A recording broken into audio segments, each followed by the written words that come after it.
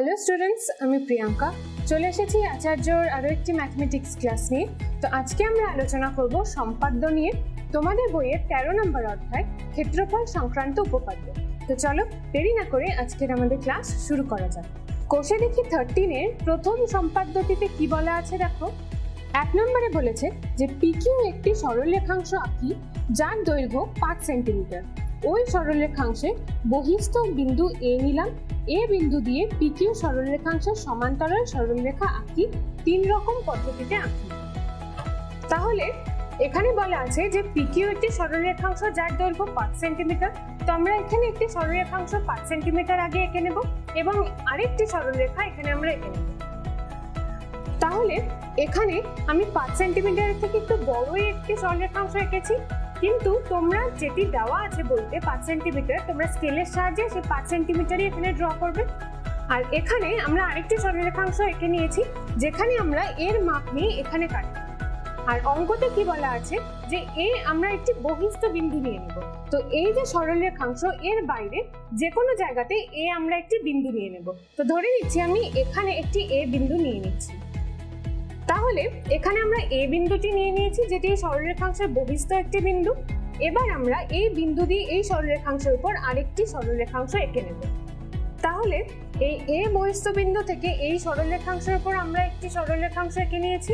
আর এখানে যেটা তোমরা নিয়েছিলে এটার নাম ছিল পিকিউ, যেটা বইতে দেওয়া আছে 5 সেন্টিমিটার। এখানে আমি 5 সেন্টিমিটারই লিখে নিচ্ছি, যদিও এখানে 5 সেন্টিমিটারের থেকে একটু বেশি নিয়েছি। এবার আমরা এই মাপটি নিয়ে এই সরলরেখাংশের ওপর এটি কেটে নেব। এই পি থেকে কিউ এর যে মাপটি নিচ্ছি নিয়ে এই বিন্দুতে বসিয়ে এখানে কেটে নিলাম। এবার এই পি কিউ এর সমান্তরাল এই বিন্দু দিয়ে আমরা আরেকটি সরলরেখাংশ আঁকবো। তো সেটা আঁকার জন্য এবার আমাদের এই বিন্দুতে বসিয়ে যে কোনো একটি মান নিয়ে এখানে একটি বৃত্তচাপ এঁকে নিতে হবে। তো আমি এখানে বসিয়ে যে কোনো একটি মান নিয়ে এখানে একটি বৃত্তচাপ এঁকে নিচ্ছি। এবার একই মান নিয়ে এই বিন্দুতে বসিয়ে এখানে আমরা আরেকটি বৃত্তচাপ আঁকছি।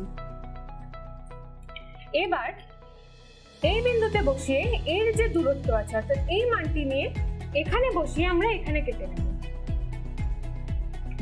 এখানে বসিয়ে যে এর যে মানটি আমরা নিয়ে নিচ্ছি এই বিন্দুতে বসিয়ে আমরা ওই একই মান নিয়ে এখানে কেটে নিলাম। এবার এখানে আমরা একটি পয়েন্ট পেয়ে গেলাম। এবার এখানে যে এই বিন্দু আর এই পয়েন্টটিকে আমরা একটি সরলরেখাংশ দিয়ে যুক্ত করে দেব। তাহলে এই দুটি বিন্দুকে আমরা একটি সরলরেখাংশ দিয়ে যুক্ত করে নিলাম। এই সরলরেখাংশটির নাম দিয়ে দিচ্ছি এম এন। তাহলে দেখো এখানে আমাদেরকে বলেছিল পিকিউ এর সমান্তরাল একটি সরলরেখা অঙ্কন করতে।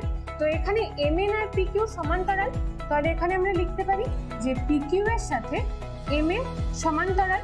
তো এটি হয়ে গেল আমাদের প্রথম পদ্ধতি। এবার দ্বিতীয় পদ্ধতিতে আমরা একইভাবে অঙ্কন করব।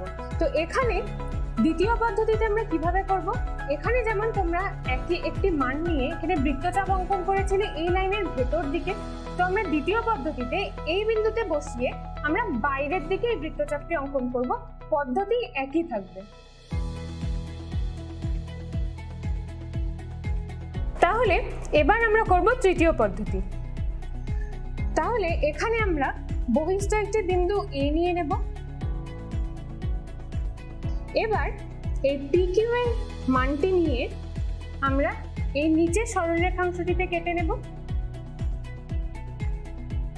এটির নাম দিয়ে দিচ্ছি পিকিউ। এবার এই পিকিউ এর মানটি নিয়ে আমরা এ বিন্দুতে বসিয়ে এখানে কেটে নেব। আর একইভাবে এই পি বিন্দুতে বসিয়ে পি থেকে যে এর দূরত্ব আছে এটিকে নিয়ে আমরা কিউ বিন্দুতে বসিয়ে এখানে কেটে নেব।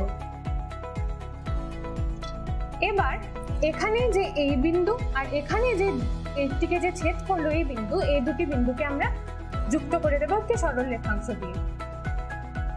এবার এই সরলরেখাংশটি আমরা এঁকে নিলাম, এর নাম দিয়ে দিচ্ছি এক্স ওয়াই। তাহলে এখানে তোমরা দেখতে পাচ্ছ পিকিউ এর সমান্তরাল সরলরেখা এক্স ওয়াই আমরা এঁকে নিয়েছি।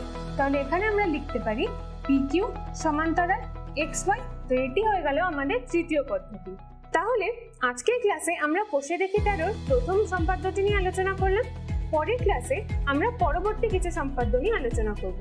তো আজকের ক্লাস আমি এখানেই শেষ করছি। দেখা হচ্ছে আচার্যর পরবর্তী ক্লাসে। ততক্ষণ পড়তে থাকো, জানতে থাকো।